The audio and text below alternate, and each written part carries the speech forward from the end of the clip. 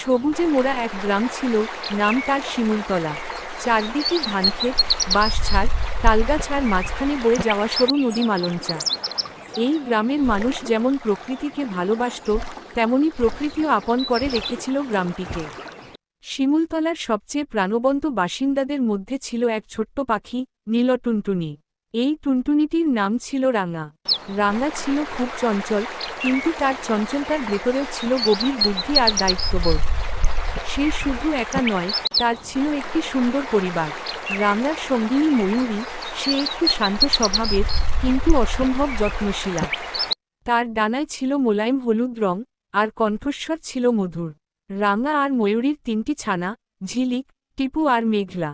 তাদের বাসা ছিল গ্রামের পশ্চিম প্রান্তে এক পুরনো আমগাছের পাতার ভাঁজে সেলাই করা।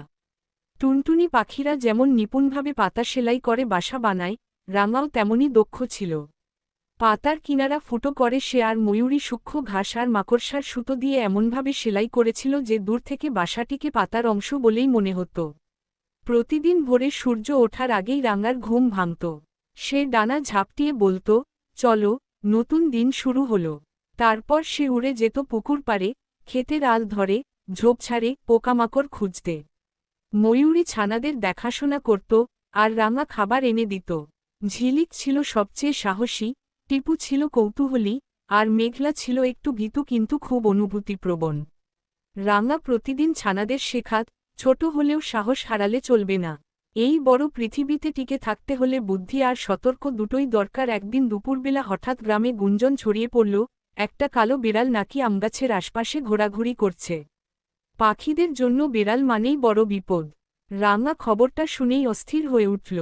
সে উড়ে উড়ে আশপাশের পাখিদের সতর্ক করতে লাগল, চড়ুই, দোয়েল, শালিক সবাইকে, সাবধান, নিচে নামবে না, বাচ্চাদের চোখে চোখে রেখো। ময়ূরী ছানাদের নিয়ে বাসার ভেতর চুপচাপ বসে রইল। ঝিলিক একটু উকি দিতেই ময়ূরী বলল, না মা, এখন বাইরে দেখা যাবে না। রাঙা তখন নিজের প্রাণের ঝুঁকি নিয়ে বেড়ালটাকে বিভ্রান্ত করার চেষ্টা করল। সেই নিচে নেমে ইচ্ছে করে ডানা ঝাপটাতে লাগল, যেন আহত পাখি। বেড়াল সেটা দেখে রাঙার পেছনে দৌড় দিল। রাঙা দ্রুত উড়ে গিয়ে ঝোপের ভেতর ঢুকে পড়ল। বেড়াল হতাশ হয়ে ফিরে গেল। সেদিন সবাই বুঝল, রাঙা শুধু ভালো বাবা নয়, পুরো পাখি সমাজের রক্ষক। বর্ষা এলে শিমুলতলা হয়ে উঠত অন্যরকম। চারদিকে কাদা, বৃষ্টি, ঝড়।